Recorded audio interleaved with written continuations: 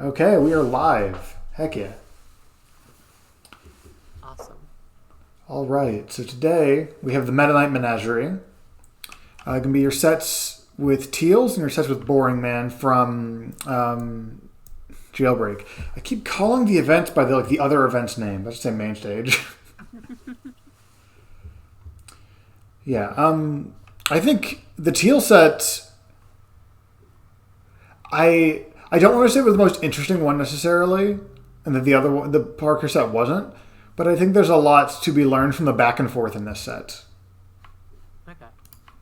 So let me scroll back up to my notes. I'm going to do this. Okay, this works. Right. Mute. Oh, yeah, I'm sure you noticed playing, but the music cuts out like right as you get ahead of PKT2 at one point, and it just is gone for like the rest of the game. Yeah, I think it was just like the BRSTM for some reason didn't loop for this game and then like a couple others. That's kind of what I'm thinking happened. That's probably what it was. It was weirdly perfect timing. Like you had just got hit by something. Okay. So the very beginning of this game, I know that you kind of know half of this already because you fixed it in game 2 immediately. But the here not CCing those really puts you in a bad spot, or you could have gotten a lot more if you were CCing there, and instead you're getting tech chased early after this whiff. Yeah. I know that some of that is going to be nerves, and on the bright side, the opponent is probably as nervous as you are at any given time. Like, it's been like 8 seconds, and Mickey already whiffed Dacus, whiffed a down tilt, had kind of a bad follow-up on that down tilt that did hit with F-tilt combo. So it's the kind of thing of like, it can be a little, why do they try to power shield that? It can be a little like refreshing when the start of a game goes as wacky as this one kind of has, because it's like, oh, okay, everyone involved is nervous, right? 1 second. The stream or your conversation just dropped for a bit for me. Oh yeah, I do see. Can you hear me now? Yeah. Okay, I am getting something funky on my end as well. Let me see if I can't. Where is network settings? Seems like it's good now. Let me know if that happens again. I might just have to restart my router. Okay, sounds good. But yeah, like the fact that this just happens sometimes, and it's a fun little reminder that like, hey, nerves are two ways, right? And then you have I don't want to even call it a habit necessarily, but your out of shield for the most part is very, I almost want to say all or nothing. Like if you can get a dare or bear out of shield, you usually get it like right there. That's great that you got that. But you have I don't want to say you have a problem, but there's a lot of like more minor interactions where you can't guarantee the dare or bear, and you end up not really getting much of anything, like not even pressure. We can go, it's 1:15. In about 10-15 seconds it'll pop up, but basically it's like anything in that in-between ground of like, you can act first, but it becomes this a little bit of the like confusion. Like that's a great back air, right? Finding this is a really, really good pickup.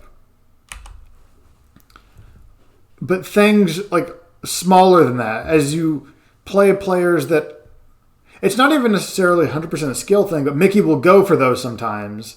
And when you play players that don't give you those bigger openings, even if they're giving you more small openings, from what I'm seeing, your out of shield is either big hit or like escape. I know that the frame data on Magna out of shield is not great, and I'm not necessarily advocating for like a frame 18 out of shield. It's not frame 18, but it can be worth it sometimes just to get them to do something else. You know what I mean? especially with the Meta Knight matchup, when a lot of the game is played so... Where'd my pen go? Here it is. Played so, like, low to the ground in this zone. If you can get them to, instead of shielding, if you can get them to have to... so let's say Meta Knight's right here, and he's like -5, right? Not enough for a punish, but enough to where you can kind of start moving and start pressuring. If he shields and you go for bear or dare, it's a little tricky to keep going after that, depending on your facing. And it's also consistent, which means that there's not like that pressure there. Meta Knight can just go, okay, I'll just shield after, my shuffle nair gets shielded, and I'll be fine. But if you start doing more varied things, like maybe instead of like immediate DJC, you mix up the timing. It becomes more of a problem that they have to solve, or that a guessing game that they have to solve, right? So if we're going to list out your options, for moves that won't directly punish, but will possibly get pressure started, we have the DJC Dare Bear. Those are both very, very big openers. You also can just change up the timing for like a short hop, even if you pick the same move. And this will come into play in the Parker sets. Game 1, there's a really, really good example of just how mixing up your options and mixing up your timings can really go a long ways. There's also wave dash out into obviously your full suite of grounded options like jab or grab or just dashing. There's magnet, which can, especially for players that might not play against Ness a ton, I'm sure you understand how people can crumble to magnet and how your pressure can be formed around that better than I can. But it's one thing if you can get the punish, do this for sure, right? If it's dash attack, if it's Dacus, take your, dare at 30 into death combo, right? But when you cut off the rest of these options, that means that the only thing the Meta Knight has to worry about, or the opponent in general, is defending against this option, right? So the game then becomes, okay, how do I avoid the dare or bear and then escape or then counterattack? But when you bring these back on the table, it becomes, oh, maybe I was shielding the dare and then just acting. What if nothing hits my shield and then I get grabbed? What if something hits my shield into a frame trap? What if something hits my shield later than I expect because there's no fast fall?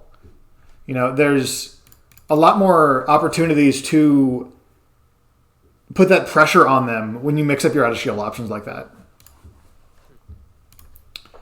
All right, let's get rid of this.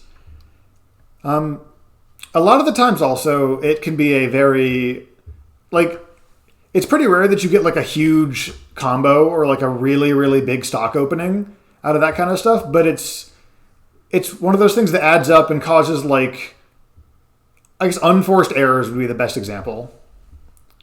Best word I would use for it. Where nothing you did in the moment caused them to hesitate or make a mistake. But 4 games of them not knowing what you're going to do out of shield has made them paranoid. Yeah. I totally get you. 666. I want to point it out now because it happens, especially in game 1. Your recoveries are really, really good in the sense that you usually are doing pretty much everything you can to get back to stage. And then later on in this set, you start using PK Thunder too high. And I think that's a really, really good addition in that same kind of vein of Mickey has to handle both things now. Even if PKT2 is slow and relatively predictable, he has to have it ready.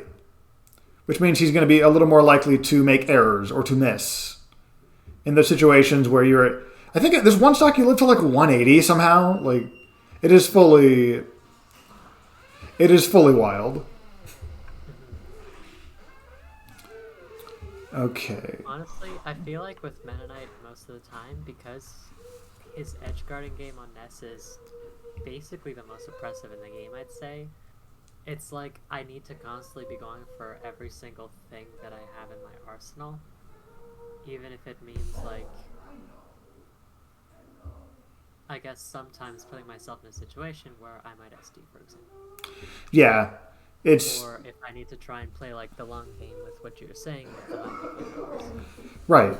But like that right there is how you do get back to stage, and I think that's the correct angle, especially because this is such an impressive matchup, like you were saying.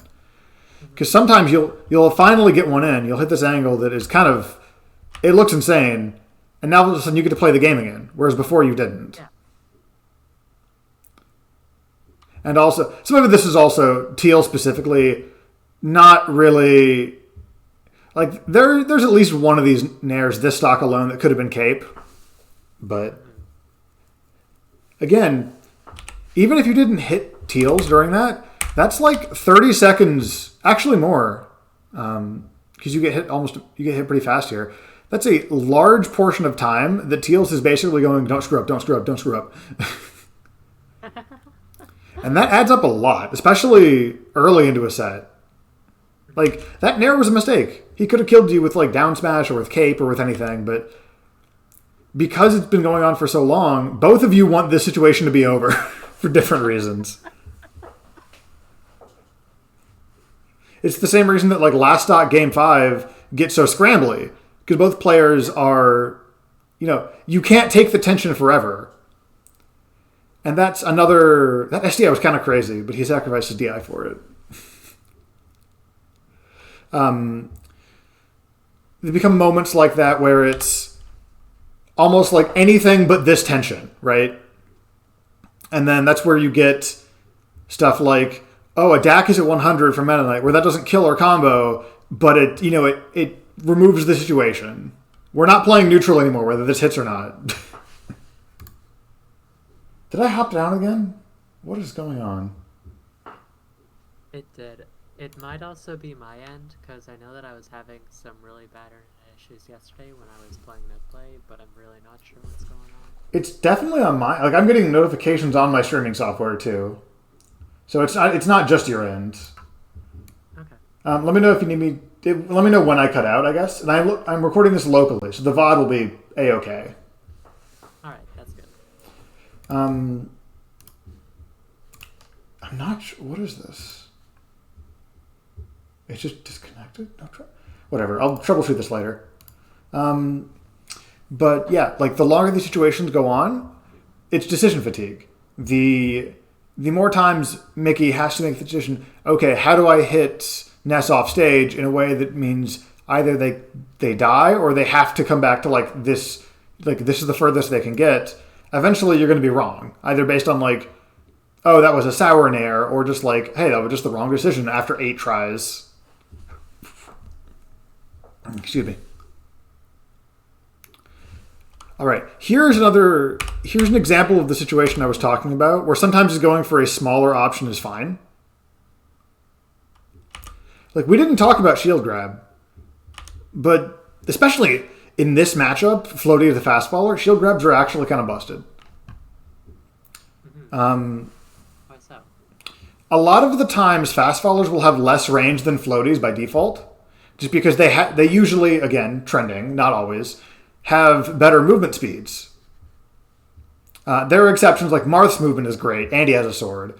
Or, like, Meta Knight's sword is completely disjointed, even if it's not Marth-sized. But for the most part, risk-reward on being point-blank, where shield grabs are so, like, within shield grab range, is usually good for the floaty. Because I think Fox up throw might be is probably the biggest exception, but a lot of fast fallers don't have equivalent throw games to getting grabbed. So, like, if we're looking at assuming it's a 50% chance of you grabbing Meta Knight, 50% chance of Meta Knight grabbing Ness, that's good for Ness. With the exception of, like, the up throw confirm, but, like, you get more damage out of your throws than Meta Knight does. Or at the very least, his damage being equivalent is conditional to a long tech chase, for instance. Yeah, or a long edge guard as well. Right. So he has to put in more work to get the same result. And if he's point blank, his movement is more or less irrelevant at that point, right? Like, who cares how fast Sonic the Hedgehog is if he's point blank, right? It doesn't matter anymore.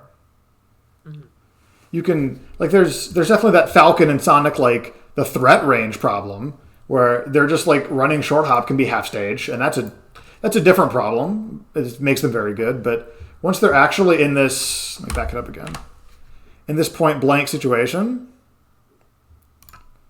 right? You're both in shield grab range, and it doesn't, movement speeds don't matter. Short hops kind of matter for like down tilts, but for the most part aren't matter. You're just punching each other. So, if we cut it in half, if you get the grab, I'm just taking grab because it's also a very universally identical move for most of the cast. You get the grab, you get big percent, you probably have a kill confirm or something close to it against fast fallers. Whereas if fast fallers get the grab, it is a lot more, like I said, very conditional. Like at 25%, Meta Knight gets what? Down throw cape? Maybe F throw cape? Like there's a light at the end of the tunnel much earlier versus if the fast faller gets grabbed. So a lot of fast fallers don't want to actually be in this situation. They want to be in the situation on their terms and then leave it. So like Fox, like spacey pressure usually doesn't mind it too much because Shine's literally frame 1, and that's their big check, right? Most floaties will get beat up if they get hit by Shine, either all three of them, right? So if you're committed to just shield grabbing, then all of a sudden Shine instead of this being shield grab versus grab, it can become shield grab versus Shine. So whether it's a wolf kill confirm, or whether it's just a Fox wave Shine thing, or even a Fox knockdown, or a Falco Shine thing, for the Spaceys, Shine represents a much larger threat of, okay, this can actually be roughly equivalent, big percent, a kill confirm maybe, stuff like that. Like it can keep you honest and keep you from mashing shield grab. Yeah. But without that, like at 25%, if you just mash shield grab and hold down, the only way that Meta Knight can easily stop that without just really good spacing, which isn't really a factor at the moment, is to grab you, which has forced him back into a situation where he doesn't get that big of a punish anymore. My favorite example of this is Mewtwo Wolf, because I played Switch like 4 or 5 times in tournaments.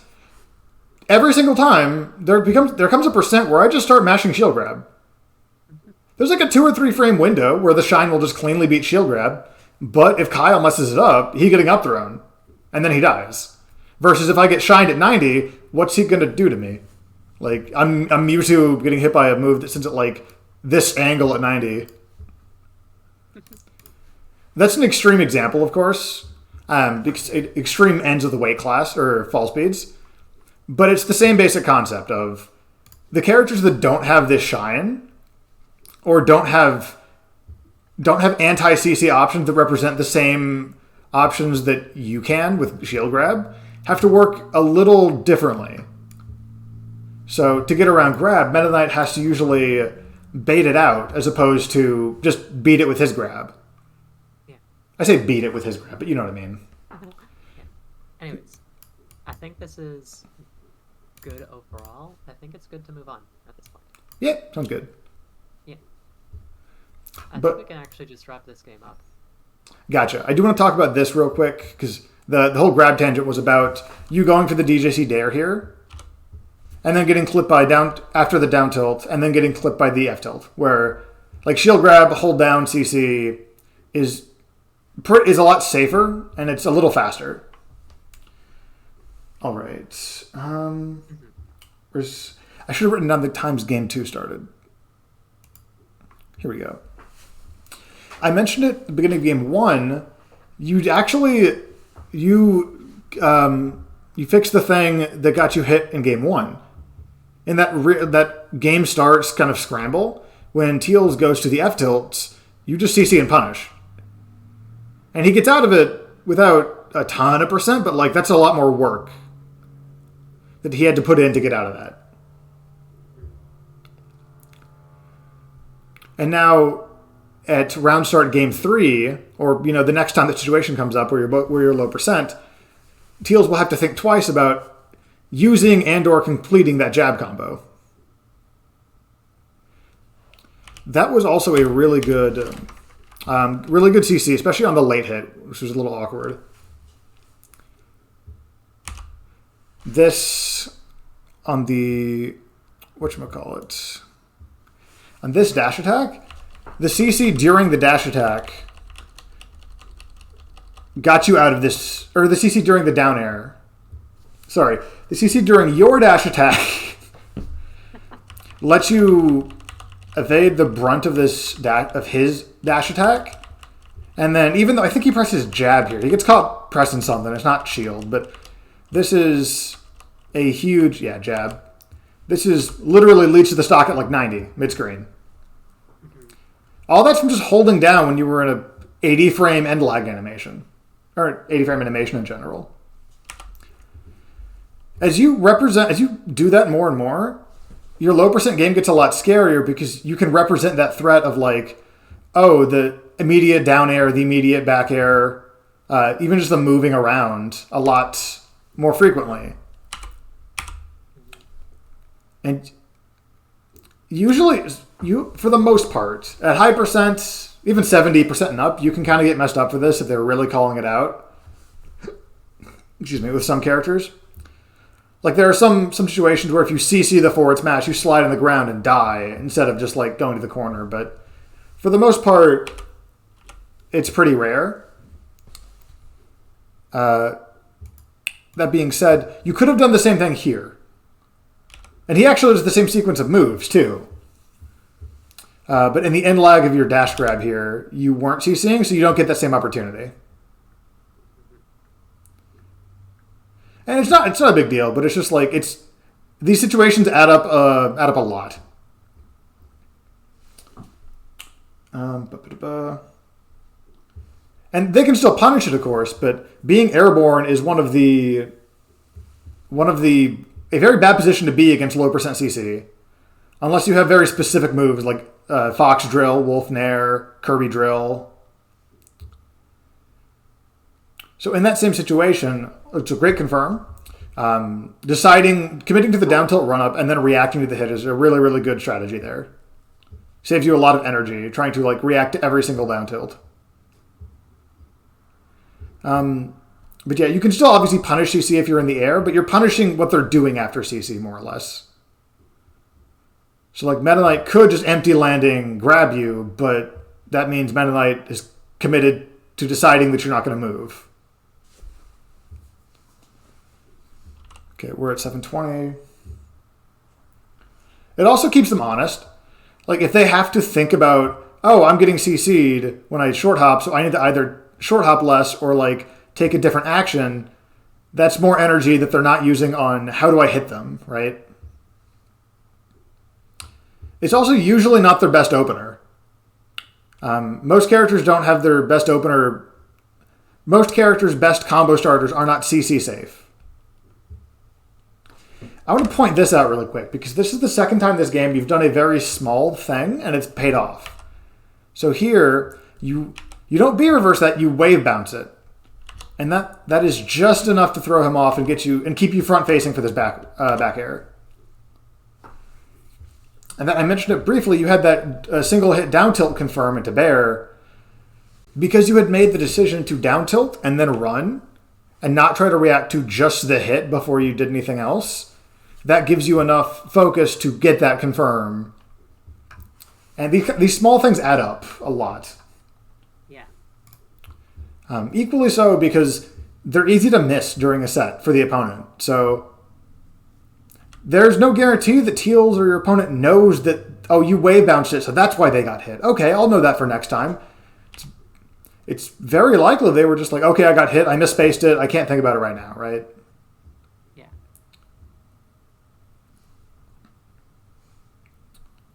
That Nair, I was waiting for that Nair. Because remember, we had talked about that in a previous set. This Nair, to just cover that angle. Because you've been kind of enforcing a lot of hitboxes and threat with Magnet and with like that space where Meta Knight Ledge Dash will go. And Mickey has been going like up and above a lot. So you showing this nair, I really, really like. Okay, I went down again? Yeah. Damn it. So I was saying that you basically showing this nair really is going to you're starting to cut off his escape routes. Because you've spent a lot of time, making sure the area he goes when he ledge dashes is filled with hitboxes and dangerous. Or at the very least an execution check for his ledge dash. And he's not taking that check right now. So he's been going like tournament winner. He's been going like drop from ledge, ledge hop.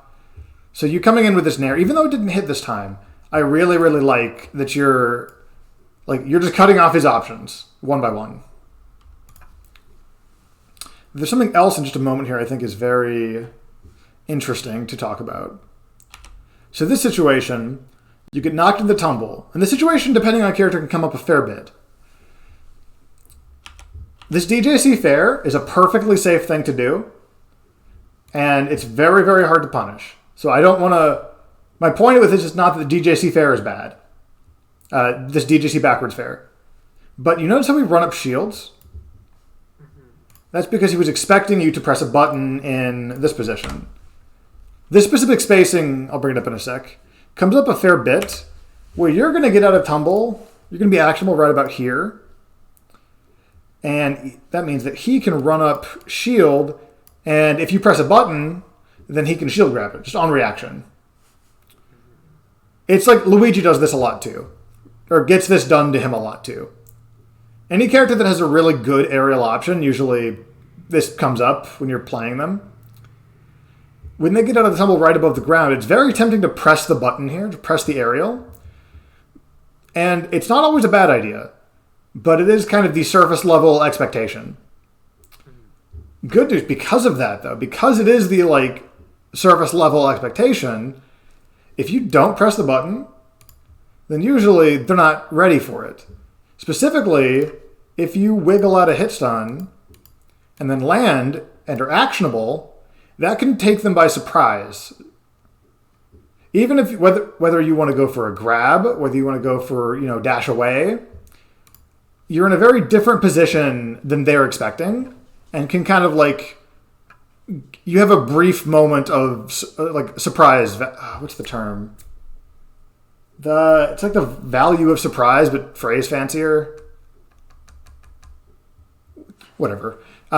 You have this window where you are suddenly the attacker if you successfully read what they're going to do. You can tomahawk grab. You could just press the aerial just to keep them honest. You could DJC backwards forward air to stay safe. You could tomahawk, down tilt. You could just begin shield pressure with magnet. You have a lot of options when they're committing to baiting something out like this. And I do want to reiterate, the DJC backwards fair, the point is not that that's a bad option. That's a very safe option. But if you want to play the game of okay, I think they're going to run up shield, there is an opportunity for you to play that game here. I think that's pretty much it for this game. That was kind of a sit confirm. Yeah. We can just go to game 3 now if you want. We can... I'm just curious how this game closes out. Oh. Yep. You have been doing a lot of these fires at ledge, just again to kind of keep him honest. I don't think that, and again, there's nothing wrong with that. I think in this matchup especially his nest, it can be scary to go off stage right there, because a ledge hop up air is just so much % if he decides to do that. So I think that if you're going to stay on stage and try to pressure his ledge options, just the fire staying under the plat is very, very good idea. That's where you want to be. In other fighting games, 2D fighting games at least, there's a concept of staying underneath the timer. Because when you corner someone, usually if you're too close, then they can jump out over you. And it also means you have less control of the spacing. But if you stay under the timer, I can't move drawings in this. This is going to be so bad. If you stay under the timer, you give them just enough space to think they can do something. That's when you can whiff punish, their fists. That's a fist. It's not a fist. It's an attack, whatever. You can whiff punish their attacks. They don't have that escape option that they might think they do or they might be relying on. You actually have a lot more control when you are a little further away from them. And it's the same thing in the corner, especially with ledge dashes. So staying just outside of Meta Knight's ledge dash range there is a really, really good way to kind of cut off his options. Because he can't just ledge hop forward there and hit you, even if it's shield. He can't just ledge dash grab. Excuse me. He has to fight his way back on stage. Even if he has a teeny amount of stage, it's much harder overall. Excuse me, sorry. There we go. Let's try this stage. Okay. So kind of more of the same with CC here, with this down smash. This is a position you could have been CCing in. And then you would have gotten the punish. The run-up grab like you did in game 2. I think it's probably just a muscle memory thing as much as it is like an awareness thing. Because of the way the percents change, it can be really scary to not scary, but it can be very dangerous to not have that nuance of, only at low percent I CC this. Additionally, I think... I just came back, didn't I? Hello? Hello. Where did I drop? You were just talking about the CC down smash. Okay, sick. Okay. So this CCing on your option here, especially as you see that your move is being CC'd, can be really important because then you could have won this interaction. Tealz picked a bad option when he CC down smashed here. CC was correct, but he should have grabbed you because you can CC everything else he can do at 0, even ASDI. So this is one grab you didn't get that you could have. And it's a muscle memory thing somewhat, as well as an awareness of seeing the situation. Mm-hmm. It's something to look out for while you play as well. You probably know that down air it's not working anymore. Yeah. I think you got one earlier in the set, but at this one he was just willing to take the hit, and now you don't have your jump, and it's bad. Yeah. I think there's a lot of players where even once I get that down air off stage, all they do is just meteor cancel and then generally either retreat, go back to ledge and just play from there, or try and go back to center stage and reset the situation. I know that it is very possible for a good many characters to just meteor cancel that and then immediately punish.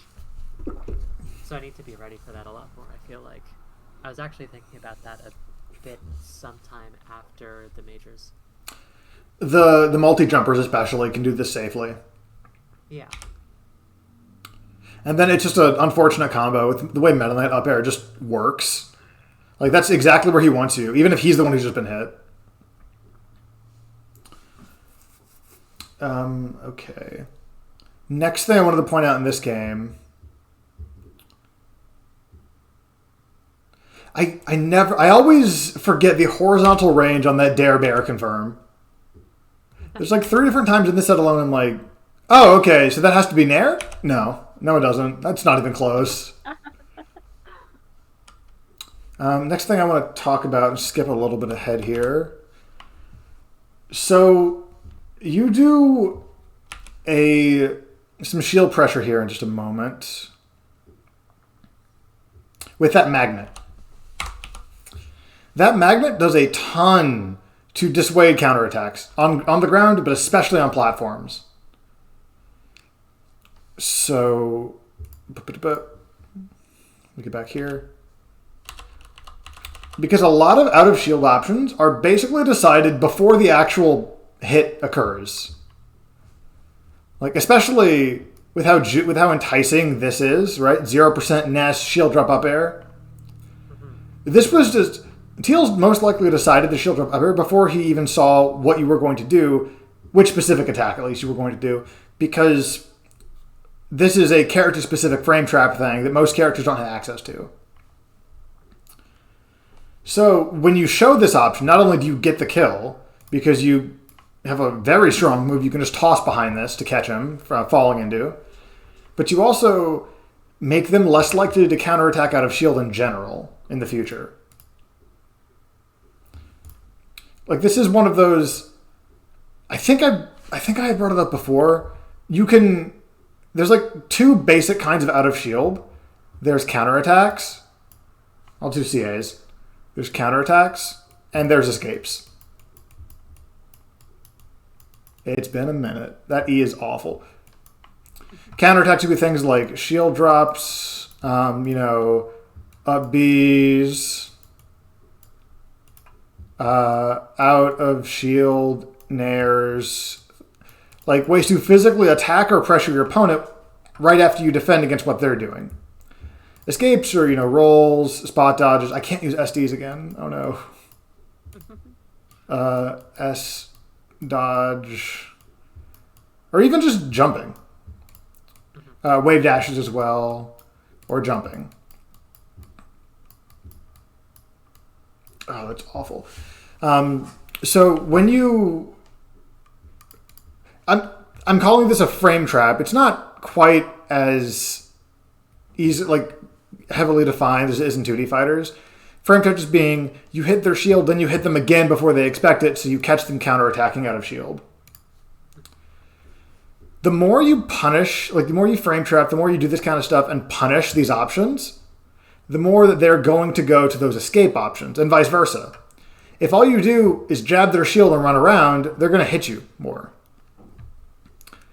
So, in addition to this being a fantastic way to like get those hits, it also... Be aware that it also has an effect on the opponent in that... An effect on the opponent. In that you're going to push them towards more defensive play. So there's a fine line between like let them prove to you that they're going to actually change what they're doing, and you do need to actually adapt to what they're doing.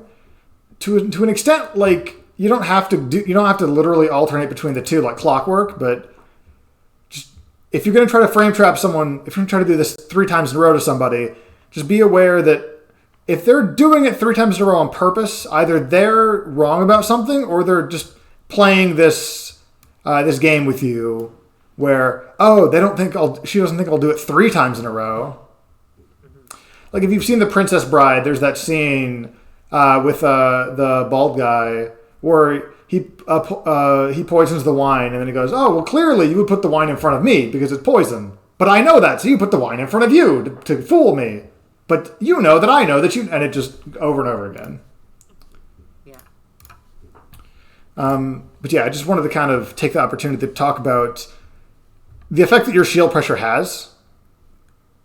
That was a great ledge grab. Thank you. I'm always so surprised by how... Like, the angles that Ness can grab ledge at with Magnet. Killed. Okay. All right.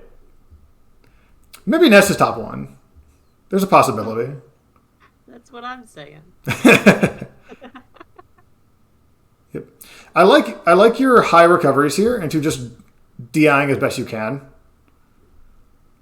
Because even if you're still getting hit, you're forcing the situation earlier, which means you're going to survive that. You're going to survive cape longer.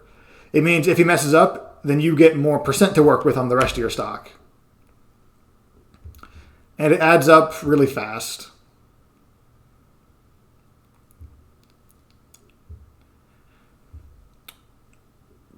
Cape. He goofs it and dies. That's right. I do not remember that game being a 3-stock.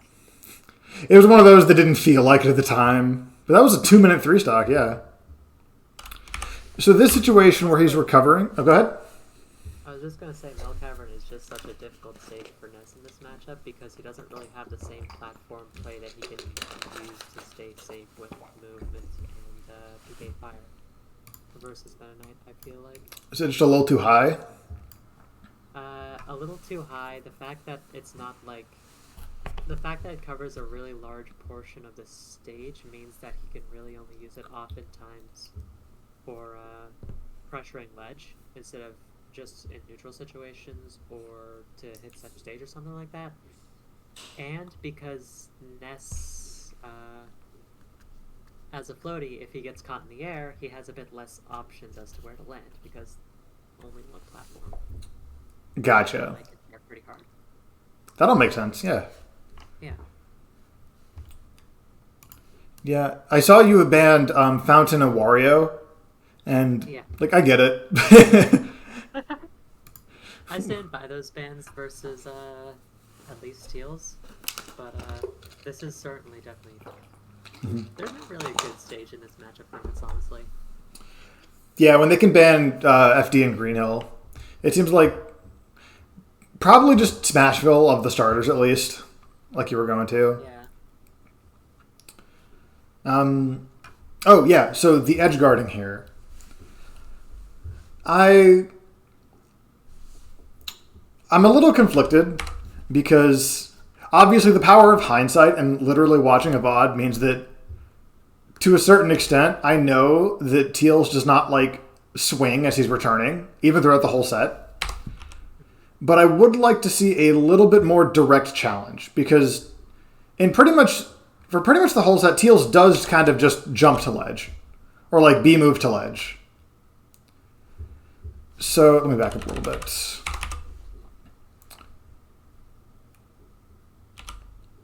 And you might not be able to use back air. You might want to use forward air, or nair just for the active frames. With some kind of like maybe like a rising fair that way, or even just like a runoff nair or runoff rising nair, something like that. But it's a hard. Again, it's a fine line to walk because the risk is high because you're Ness and he's Meta Knight. I just think that is if they're going to get back to ledge for more or less uncontested, aside from the PK fire, it's going to be a little bit harder because they're like this entire time. The 5 seconds, not eraser. The 5 seconds as he's coming back to ledge. Tealz is not stressed about, how am I gonna avoid the edge guard? It's gonna be okay, avoid the fire and just don't get clipped by magnet. Or don't like side B into back air, like he did I think earlier. And it's a low stress situation. Whereas you only need to show this option maybe like once or twice that you're willing to kind of like go off. No, that's not quite that far. But you're willing to go out here into the space to hit him and kill him off stage before getting to ledge. Once you show that once or twice, it weighs on them for a little longer than you show them, if that makes sense. Yeah. But like I said, like numbers wise, that's just a hard sell against Meta Knight, and I get that. So it might be one of those things where it's a bad option that you just have to do sometimes to convince them you'll occasionally do the weird option. Yeah, that makes sense. I wonder if one way that could make it a bit safer is if I grabbed the ledge and then use mag stall in order to make the option right there invincible. So let's say I do let's say I re-grab with that mag and then do like a drop down rising invincible nair, for example. Yeah. I think that would be a solid way of doing that. The biggest thing, I think, is especially just making sure they can't grab ledge without pressing B. Because if he has to commit to a special move, at least, there's on-stage end lag that takes all of his jumps, even if he had some still. And it, especially for Meta, it puts him in this weird spot of like, he could do any of these options. He could do almost any B move. None of them are that great by themselves. So if he's not hitting you with a B move, for the most part, you can at least get a nair as a punish, even if it's a weird situation. Yeah, that's something to kind of like mess around with, I think, because it's going to be. It might be more of a player habit thing as well, just the nature of like how hard it is to edgeguard the character. You might have to make a call on like, oh, I think Parker's going to do this versus I think Meta Knight's going to do this, you know? Yeah. All right. Anyways, one thing I will note is that I do only really have about an hour, so...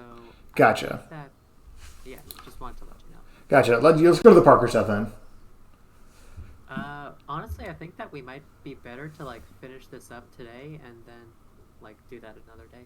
Gotcha. This is I got a little distracted watching the Tealz set just because it's a 22-minute set. It's a Game 5 set. It's such a good set to like. It's such a fun set to watch.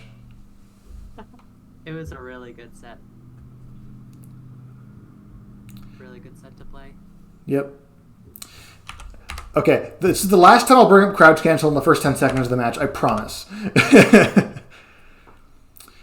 Another layer of like the crouch cancel thing at early percent is because Mickey CC'd that, he got the down tilt.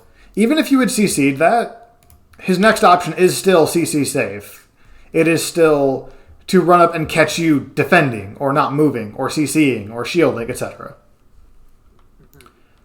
So as CC gets used more and more, the biggest downside is that you don't really move during it. Like you can hit an angle. It's not hard, but you can hit an angle where you're running and CCing. But that's a pretty big technical ask. But compared to all the other stuff you could be doing. So even if whether you were trying to CC or whether you're trying to shield, Tealz decided it doesn't matter. I'm going to go run up and do the CC safe option that also goes through shield.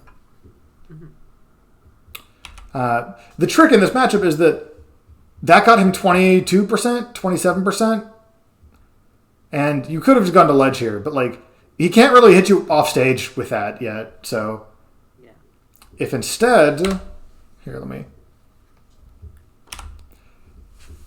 I'm not necessarily saying if instead you grab the air after being hit, but like if you either spot dodge this or you just evade it in general and punish, your grab is much more threatening than his. So this is what I was saying earlier, where like for Meta Knight especially, I think, to convince you to stop CCing, he really has to go up into the danger zone. Okay. This is where your dare is like a burst option, your back air is in range, your grab has a huge reward on it. Things like that. In this specific situation, can you go back to right when he does the down tilt again? Sure thing. Yeah, around here. Yeah, you don't CC it, but at this percent, it's not a huge difference. Yeah. Can you play it? Frame? Just like real time. Okay, let me back up a little more then.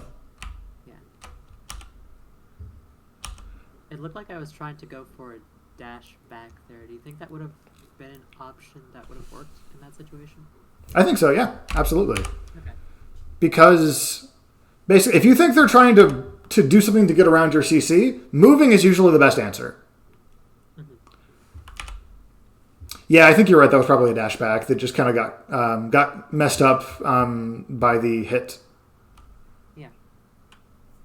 In general, like, rule of thumb, there are some characters who have like very specific answers to it that get around this, but if you think someone is going to CC, just hit them where they are.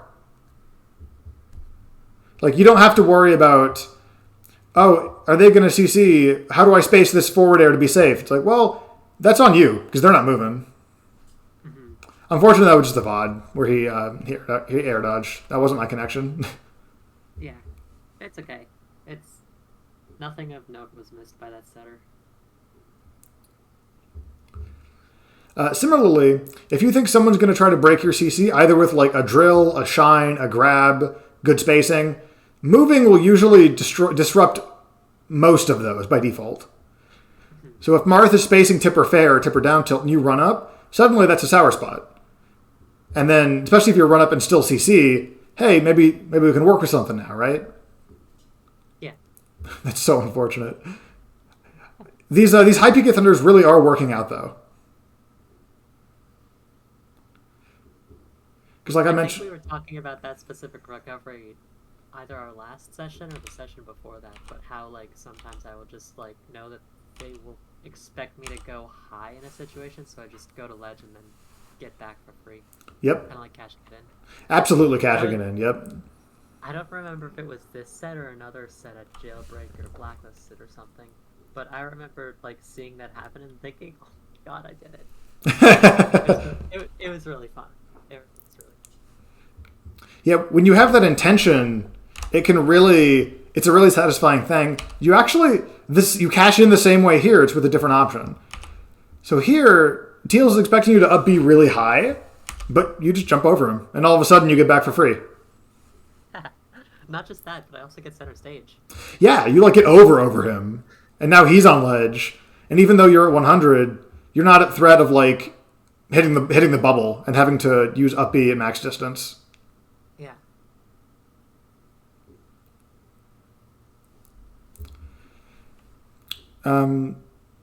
I do want to bring it up a little bit. I won't get super deep into it because it happens in the Parker set, but it is something I want to talk about on the topic of like defending and CC. There's a way to beat defensive options that is a lot riskier. Not a lot riskier, but it is just by virtue of the way it works is risky. It is just waiting. So if you think someone's going to spot dodge and you just run up and do nothing and they spot dodge, you get your punish. If you think somebody is going to shield drop and you do nothing and they shield drop, maybe they don't do their aerial perfectly, you get your punish. And that's a inherently more vulnerable thing because, you are doing nothing. Or at the very least, you're not attacking. Like, usually, it's hard to... Most characters can't wait in shield and still get, like, a good punish option. But it is still a way to kind of, like, break someone's defense without having to worry about, like, shield versus... Damn it, where did I drop? Hello?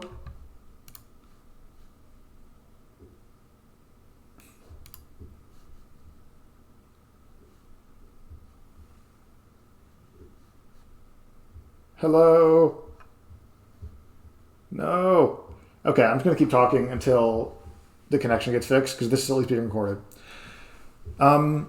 It is one way to kind of break someone's defense if they're either staying in shield or in... Can you hear me? There we go. Yeah. Yeah. This is... You just dropped out for a while there. Yeah, I get a little ping on my my streaming software a little after it happens. Okay. Gotcha. See, what I was saying was basically... The waiting is inherently a little riskier, a little more vulnerable, but if you use waiting as a timing mix-up, you can really get a lot of information about your opponent. Like, what they do during end lag. Are they crouch canceling during end lag? Are they, like, trying to dash back after end lag? Are they buffering spot dodge, buffering a roll? When do they shield drop? Like, how long is their fuse for shield dropping? What if it's like a Meta Knight up air, like a really enticing reward for the shield drop? And you can if you acknowledge that when you're defending, that somebody is basically waiting out your option, you then have the options of either changing up your timing to be faster or slower, or just, how do you term it? Doing something they don't expect. Yeah, that was an unfortunate one, but eventually just human error. It's fine. Yeah. So, for example, if somebody's waiting out a spot dodge after end lag, and you just dash back, hey, you avoided the punish, right? Yeah, that's just something to kind of keep in mind. You can use that, like... From my opinion of Ness is that he's very involved with pressure on both sides because his out of shield is really good if you have the time to hit them. And his pressure equally is very good if you have the time to set it up. So being able to kind of call out the timings like that can help you a lot on, getting your Magna started. If you think, let's say Mickey whiffs down smash, and you think he's going to buffer spot dodge, if you just run up and delay your Magna a little bit, you'll get that hit. Or even if he shields, if you run up and Magna a little slower, you'll get that pressure. Okay, I really like this option of just CC dash away. I know it looks silly here because you don't quite get the dash, but even with the walk, you cleanly get out of grab range. You fully don't have to interact with that individual. That jab one, get out of here.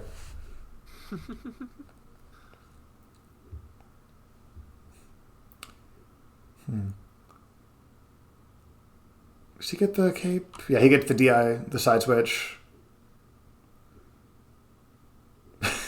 I've been hitting that so consistently this entire set.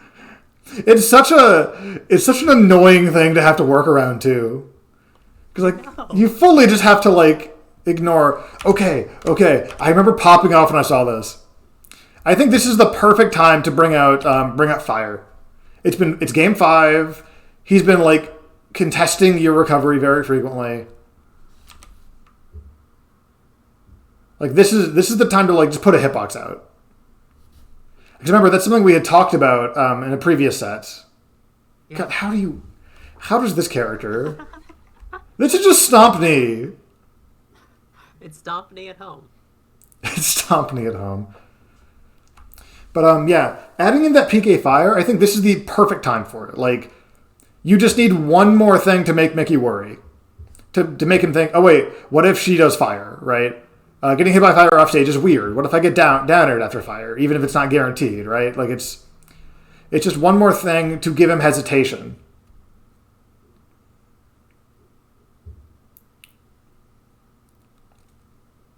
Nice punish on the dash attack. That weird little hit that it's knocks it but isn't in tumble yet. Yeah. It reminds me of the melee Falco Shine, where they get popped up, but they're not in hit stun. Yeah. Nest dash attack, if you get all 3 hits, does the same thing. Really? Yeah, it's very consistent and very annoying. But yeah. Yeah, it's very funny watching. What's up? I was saying, you sound distraught about hearing that fact. I don't... Hey, I play a low-tier floaty also. I'm with you on moves not working. Mewtwo up air gets interrupted by the platform if you do it while rising through it. And it doesn't even auto-cancel. It doesn't have the decency to auto-cancel like a good character. Oh my god, yeah. I sometimes play Mewtwo in Melee as well, just because he's the other good DJC floaty character that doesn't have a float. And his spot dodge. his spot dodge hurts my soul so bad. You literally use the spot dodge to whip a grab, and then you get grabbed as a punish for using it, where every other character in the game can avoid it. Just get better. Just get better at the game, clearly. That's the solution. Yeah. Anyways. What was it? It was in a second. It popped up in a second. So these up airs are bait. These up airs are bait to get you think to make you think he's getting antsy. He does this a few times in the set, but it's not even supposed to be a conscious thing. The goal is not to get you to think consciously, he is whiffing up airs, let me attack, but just to be that the trained response of, they whiffed a move, it's my turn now, right? Yeah. So he's doing that just to get you to be more aggressive, bit by bit. Mm-hmm. And also because it's Meta Knight up air, so it's what? It's a little worse than Brawl, but only a little. And there, that fire pays off. You clip him, and even though you get nothing, you get the recovery, which is great because now you can play the game again. I really like that the magnet at ledge there, just changing the timing. But then he goofs up the wall jump and doesn't make it.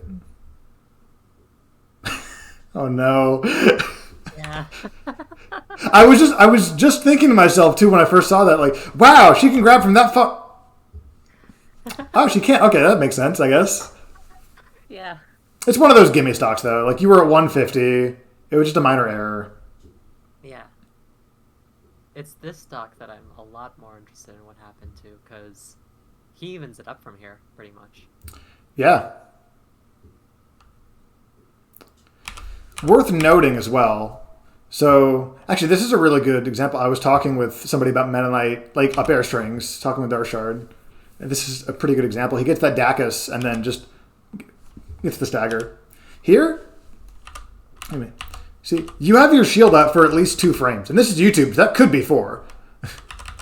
But for at least 2 frames here. Yeah, it looks like it's 2 or 3 frames. If you were buffering spot dodge here, this would miss. So not only was he trying to get the punish here, he was also going like, hey, it's kind of, just in case he's a little too late, if you're picking shield, he still wins. And in this instance, you were definitely way too much end lag to like dash away or anything. But I just wanted to point that out, is like, if you had buffer spot dodge, a different situation would have come up. And against Tealz, I don't think he would wait here, for instance. Versus other players, I think they might actually just run up and wait there to wait for the spot dodge. I feel like Boring Man would definitely do that. Parker's a patient dude. Yeah. He does that in your game 1 of your set as well. That's where I first saw it and I was like, oh, this is really clear. Mm-hmm. But yeah, and then the DI mix, or I don't know if to make the throw. Now we play the game again. That's the most Mickey thing I've ever seen in my life. He gets this sick 0 to death to almost 0 to death to even it up, and then he just misses cape. Misses the thing he's really good at. I don't think you could hit him after this. You just get like 20%. But like, no, that was the clip. That was the momentum, and now it's just like, it's still a really cool confirm, and it's pretty hard. But now he's bleeding.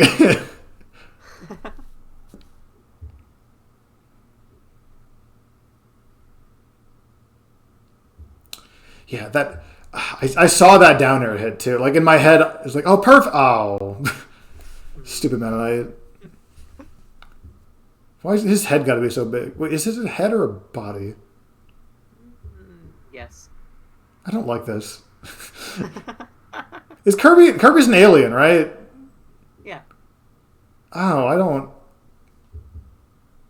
He's a friend. He's not an alien. Are you saying aliens can't be friends? Yes. Yeah, didn't you? I'm staunchly pro-alien. Did that not come up before? So this last like 25, 30 seconds of the match, it's a lot of like, I don't mean to say scared neutral as in like, oh, neither of you are taking risks, but it is scared neutral the fact that it's game 5 last stock and very feasibly last hit for both of you. And if you'll notice, Mickey's doing more of that same, where he's whiffing a lot of moves, like that up air, like whiffing moves on purpose, like that up air, just to kind of like get you to, whether it's by hearing the noise because the noise kind of stands out, or whether it's just by pure, just subconscious instinct to get you to try to be a little more aggressive. Yeah. I noticed that if I actually pursued on that specific up air, he already had a bear pretty much waiting. Yeah, he'd been doing that. It wasn't as noticeable to me until like that moment, but I'm seeing a lot more clearly just because of that. Right. How exactly that can be used as a bait. That is. Yep. You do make the right call here, though. If you are going to approach, dash attack is a perfectly good option here, because Mennonite can't short hop that. Mm-hmm. At least consistently, I imagine. He might barely be able to get over one of the middle hits, but not like cleanly. And then the DI mix-up. Yeah. Would Nair have killed there on good DI? It's like 110. I don't think at this percent. Dang. Okay. He was definitely DIing on this stage. Definitely not, I'd say. Okay. I think reverse bear would have killed easy though. Oh yeah, 100%. Yeah. Yeah, that's something I also noticed as well, is that you aren't using a lot of Nair, but in this matchup you also have a very hard time the character has a hard time edge guarding, so I get it. If you're gonna hit him off stage, you're gonna be going for something into bear, which is a little bit more like, not truly all or nothing, but like, it's harder to hit but higher reward, because you're gonna need him to be as far away as possible to make sure he can't get here, right? If he can get, like, over here with a B move, he can be almost anywhere in this zone. Possibly with a ledge cancel on the platform, and it's a hassle. Yeah. Overall, I think very good job kind of, like, keeping it together. Like, part of the reason why this set was so much fun to watch is because it's clearly like a nerve-wracking Game 5 last stock. It's like, it's distressing. Like, it is literally scary and nervous. And like, even just staying neutral in that position, it can be rough. Especially when you had mentioned that, like, you didn't realize it at the time, but some of those up airs were like trying to get you to bite, and you didn't. Yeah. Excuse me. Sorry. I think the biggest things from this set are going to be the crouch cancel. Just like crouch cancel all around. Trying to utilize it during your end lag more efficiently. Trying to act out of it more efficiently. And just being a little more aware of what they're going to do to get you out of it. Because there were two moments where you get down tilted and you try to dash away. You don't quite get the first one, but the second one, you're fine. And that's like a very good escape answer. But with the nature of Ness, your counterattack answers are huge. Like, including jump squat dare is what? Frame 10? Frame 11? Frame 9, I want to say. It's that fast? Do the dare, like, straight up on frame 1. That's wild. Yeah. So yeah, you can get most of your DJC dare out by frame 15 with all that horizontal burst movement. You're, like I mentioned before, something else that I think is also very important in these fast faller matchups. If he's close enough to where you can grab him, he's not going to want to stay there because the numbers are not in his favor unless you're an up throw percent.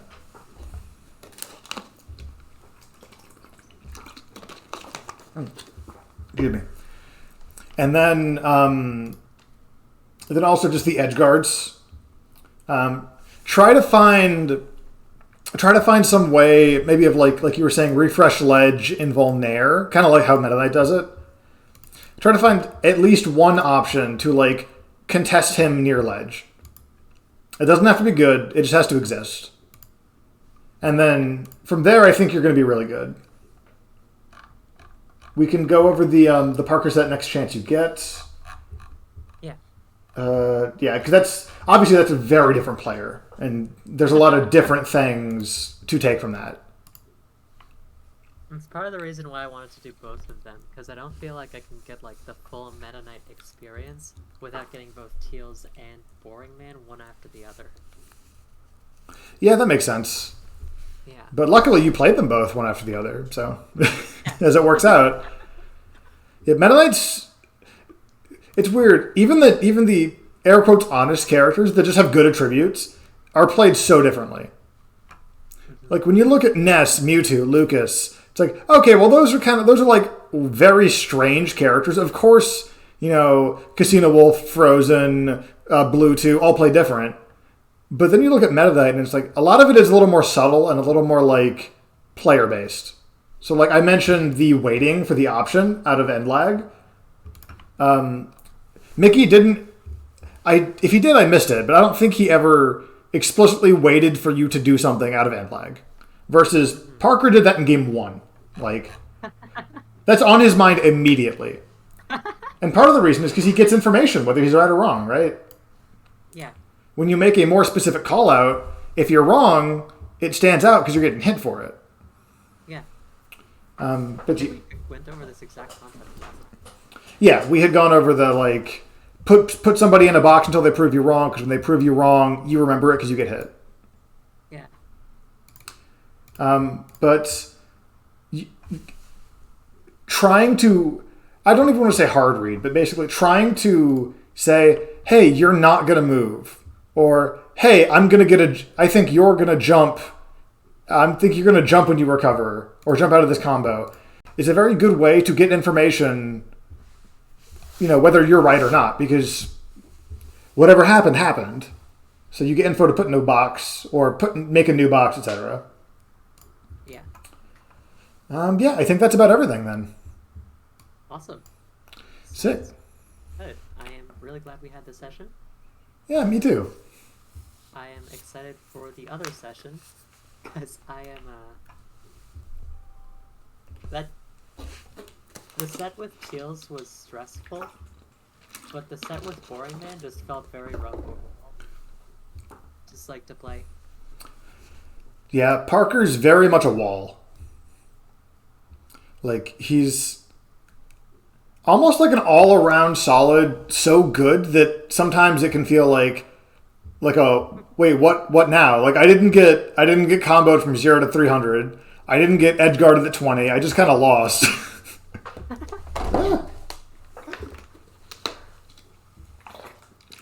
But we can definitely take a look at that next time. Awesome. Sick. Okay then. Yeah, thanks for booking. Of course. I'm going to go ahead and call the stream. The recording is local, so everything, aside from the 30 seconds of me not realizing I'm talking to my ISP, that should still be good. Go ahead and end the stream.